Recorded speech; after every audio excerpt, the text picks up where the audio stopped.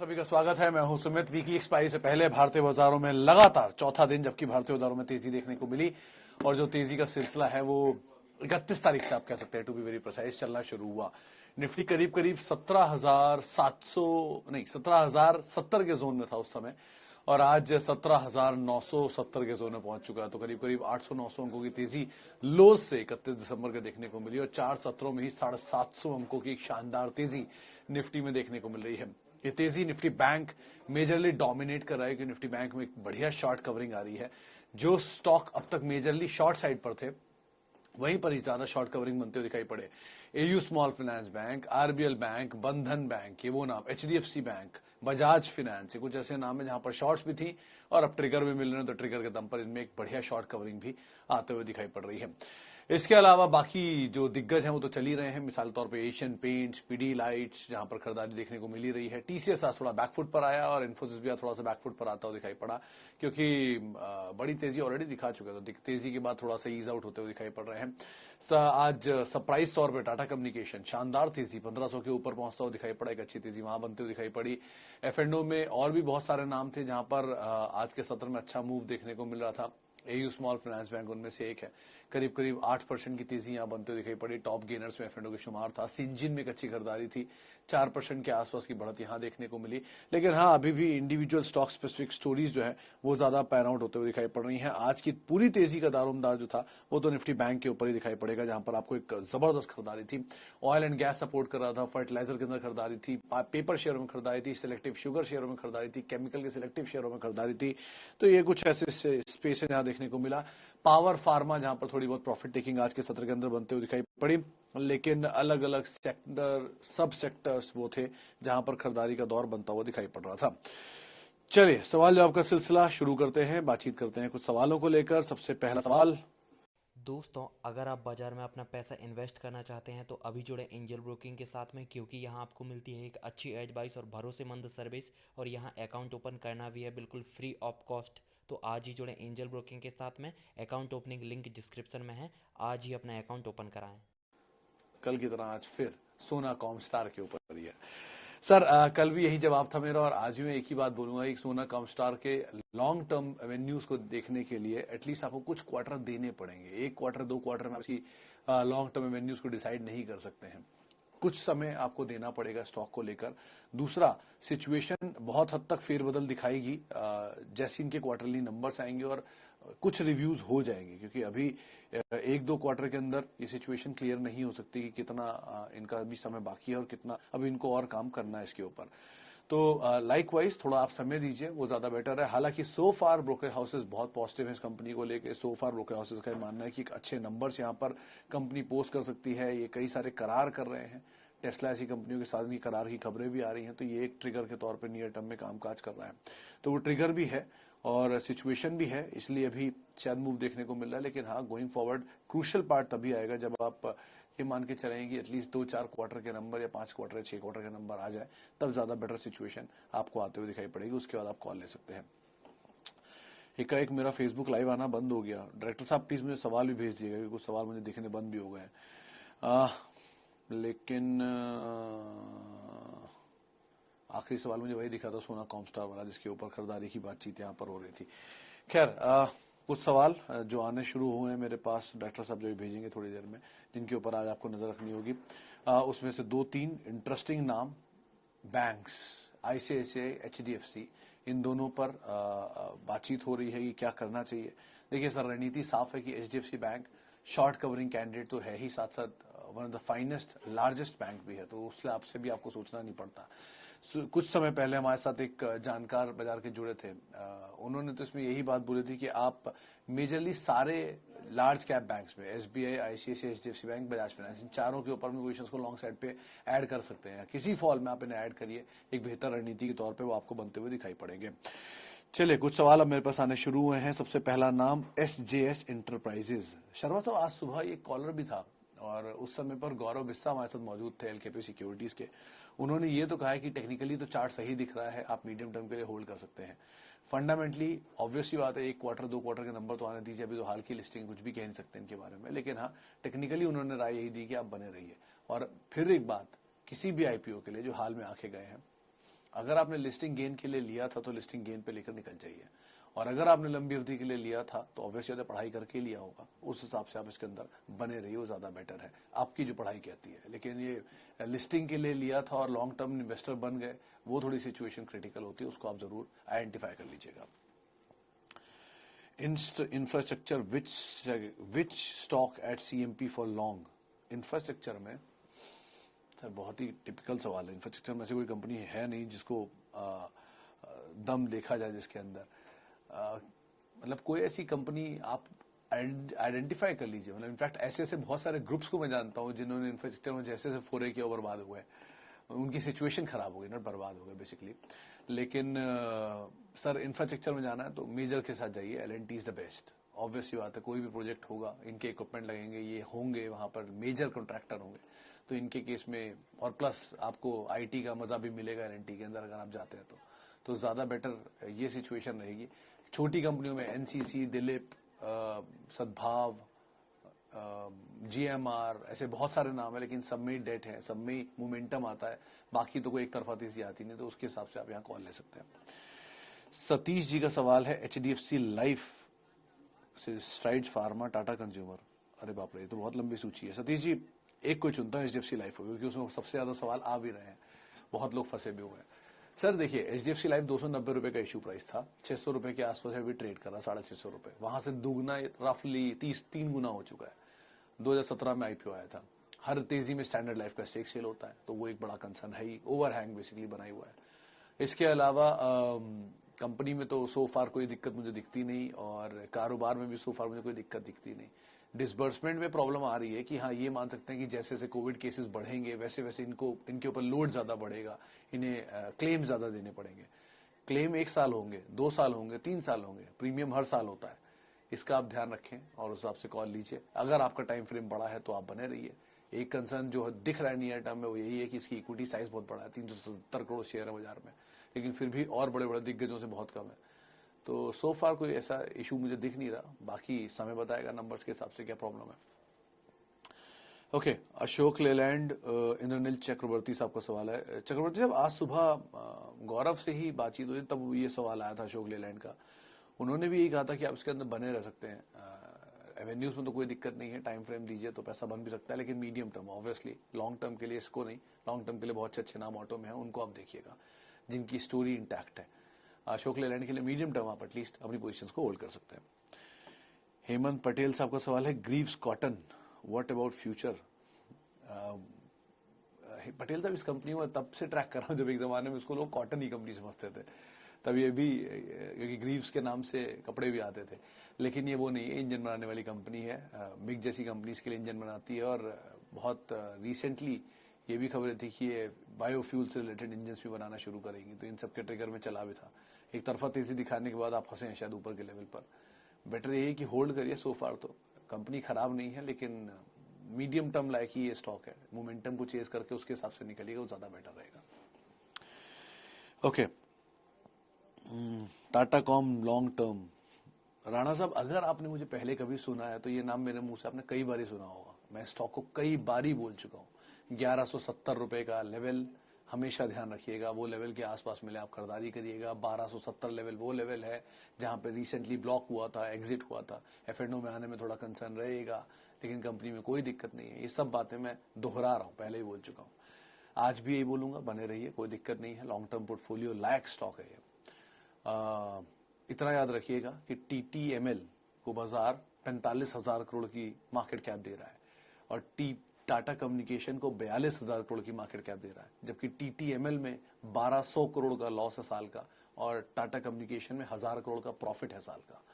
तो कुछ तो बाजार गलत रीड कर रहा है, या कुछ तो जगहों पे ओवर रीडिंग हो गई है, तो कोई ना कोई एक तो एडजस्ट करेगा, ध्यान रखिए इस चीज का।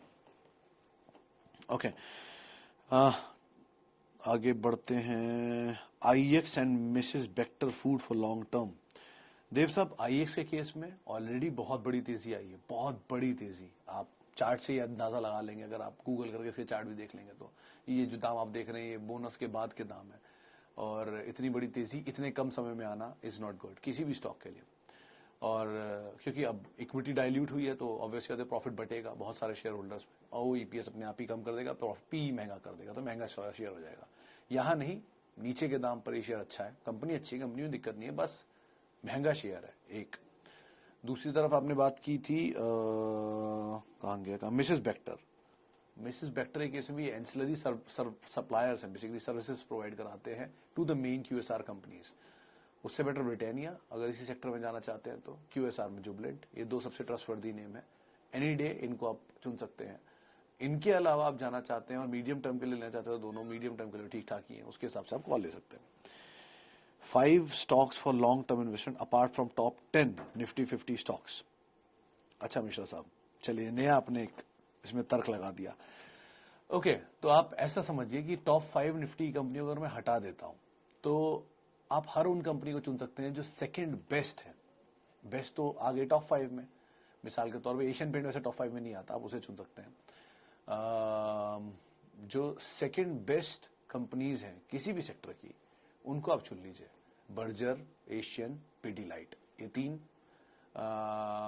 उसके अलावा टेलीकॉम में भारती एयरटेल टॉप में आ गई, चलिए उसको छोड़ दीजिए, टाटा कम्युनिकेशन को आप देख सकते हैं, कोई दिक्कत नहीं है।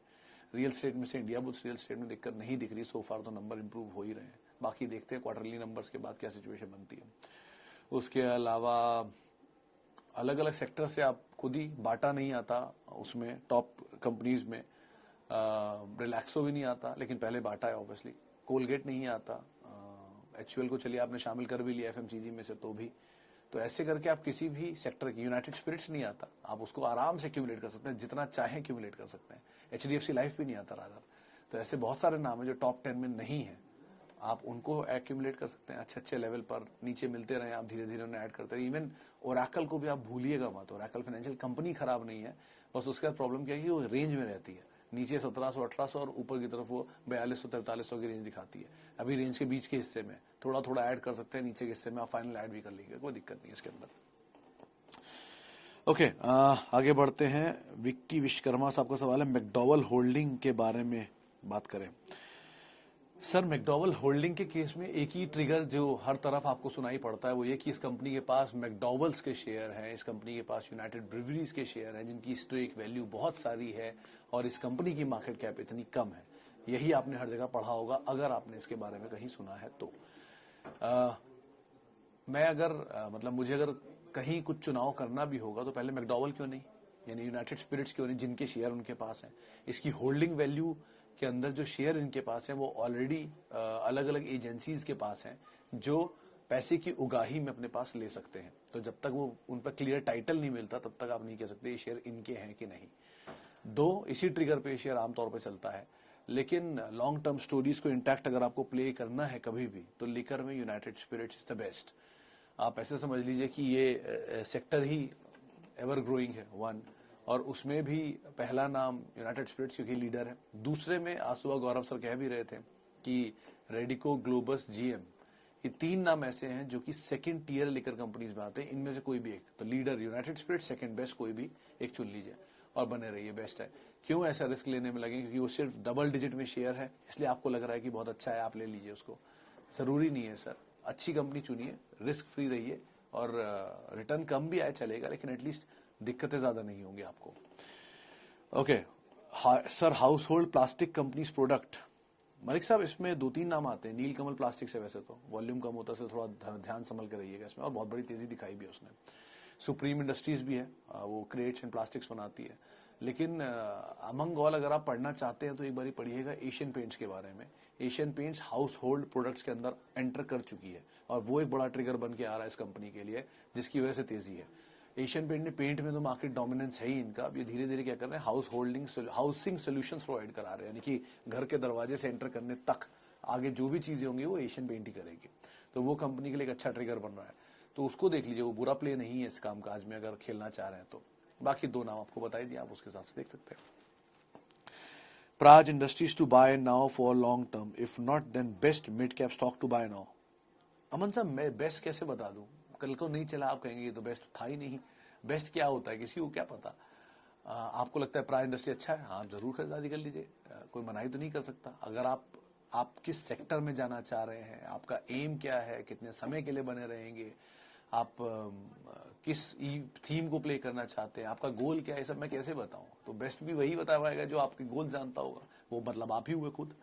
तो अपने हिसाब से आप बताइए कौन सा स्टॉक आप चुनना चाह रहे हैं। ये मैं कह सकता हूं कि हाँ वो खराब है, अच्छा प्राइस इंडस्ट्री खराब नहीं है, पहली चीज। दूसरी चीज, इन्होंने नया इथेनॉल कारोबार में एक्सपैंड भी किया है। सेक्टर भी ठीक है बट साइक्लिकल है, इसका आप ध्यान रखिएगा। शुगर कभी भी जो सिक्योलर ट्रेंड में नहीं चलता, साइक्लिकल में ही चलता है। आजकल तेजी है वो बात अलग है, लेकिन सिक्योलर में साइक्लिकल में ही चलेगा। जब भी फसल तेज होगी, रियलाइजेशन अच्छे होंगे, ये सेक्टर तेज हो जाएगा। जैसी क्रंदन शुरू होगा, क्रंदन मतलब जैसे वो त्राही त्राही आप सुनेंगे कि पेमेंट नहीं आ रहे, मिल वर्कर पेमेंट नहीं पहुंचा रहे हैं, ये वो था, वो अपने लोज एंड किया था, तब वो लेने लायक माल होता है। लेकिन अभी वो सिनेरियो है नहीं। तो आप इसको देखकर समझ कर ही इन्वेस्ट करिएगा। तेजी हमेशा बाजार में नहीं रहेगी और तेजी हमेशा एक सेक्टर में नहीं रहेगी, ये भी आप याद रखिएगा। ओके, आगे बढ़ते हैं और एक सवाल चंद्रकांत साहब का है एनसीसी पर। चंद्रकांत साहब, पहले तो बड़ा कंसर्न था इस कंपनी के साथ डेट को लेकर, प्लेज को लेकर। सो फार वो तो नहीं दिख रहा। एनएचईआई के सबसे बड़े सप्लायर्स भी हैं ये, मतलब जो इनकी मेजर ऑर्डर्स है एनएचईआई के रोड प्रोजेक्ट्स के, वो यही करते हैं, एनसीसी। लेकिन अच्छी ऑर्डर बुक भी है, अनएग्जीक्यूटेड ऑर्डर बुक वाला पार्ट भी इनका काफी बड़ा है, यानी कि अच्छे ऑर्डर इनफ्लोज हैं और उसको कंप्लीट भी करना है इनको। लेकिन पेमेंट डिले आता है, पेमेंट टाइम पर नहीं मिलता, वो बुक्स पे रिफ्लेक्ट नहीं होता, नंबर सीखने, जो इंफ्रा की भी बातचीत में कर रहा था।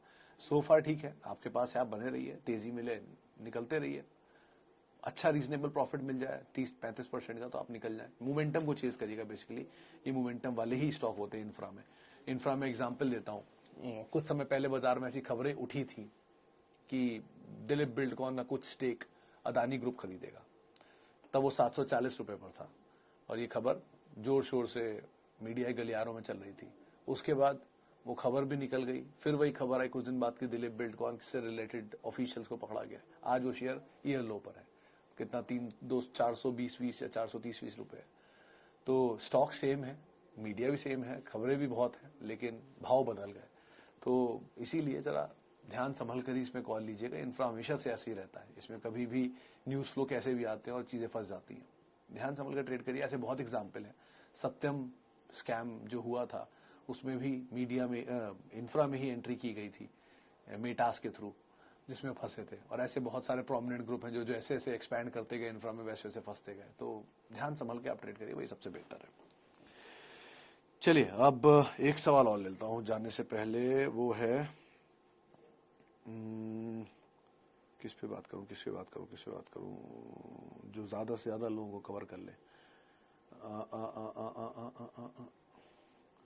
अच्छा, एक सवाल बंधन बैंक पर, होल्ड या सेल। जगदीश साहब, आज तो इनका अपडेट आया था, आशीष से मेरी बात हो रही थी, आशीष वर्मा से, वो भी कह रहा था कि अच्छे नंबर तो दिए लेकिन बहुत अच्छे नहीं दिए, जैसे एयू स्मॉल फाइनेंस बैंक के, तो सबड्यूड ही रहेगा। मैं हमेशा से एक ही बात मानता हूं सर, बैंक्स में सिचुएशन समझ में तो आती नहीं किसी बैंक की, तो बेटर है उन्हीं बैंक में रहिए जो सबसे सेफ है, सबसे मजबूत है। एचडीएफसी, आईसीआईसीआई, एक्सिस, कोटक और एसबीआई, 5 नाम। क्यों रिस्क लेके एक्सपेरिमेंट करना बाकी बैंकों में? अगर हाँ फेयर वैल्यू मिल जाए तो बात अलग है, रॉक बॉटम प्राइस मिल जाए तो बात अलग है, लेकिन अदरवाइज के लिए तो लॉन्ग टर्म है तो ये 5 सेफ है। सेफेस्ट इन्हीं में रहिए, क्या दिक्कत है? थोड़ा भाव ऊपर नीचे हुआ वापस घूम जाएगा, थोड़ा 1 साल नहीं चलेंगे, 2 साल नहीं चलेंगे, बाकी साल चलना शुरू हो जाएंगे। तो वो सबकी चिंता मत करें, इनमें रहे ज्यादा बेटर है। और बंधन के सो फार अपडेट जो इतने खराब नहीं है, ओके अपडेट आए हैं, बहुत अच्छे भी नहीं, बहुत खराब भी नहीं, फ्लैट टू पॉजिटिव या पॉजिटिव टू सबड्यूड, इन नंबर्स को आप मान सकते हैं।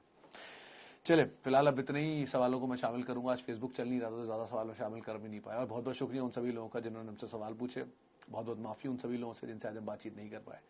आपसे कल मुलाकात होगी, कल वीकली एक्सपायरी है और 750 अंकों की तेजी बाजार ऑलरेडी दिखा चुका है, तो जरा ध्यान संभल कर ही ट्रेड करिएगा। नमस्कार। आप मेरे साथ जुड़ सकते हैं @sumitresearch मेरा ट्विटर हैंडल है। नमस्कार।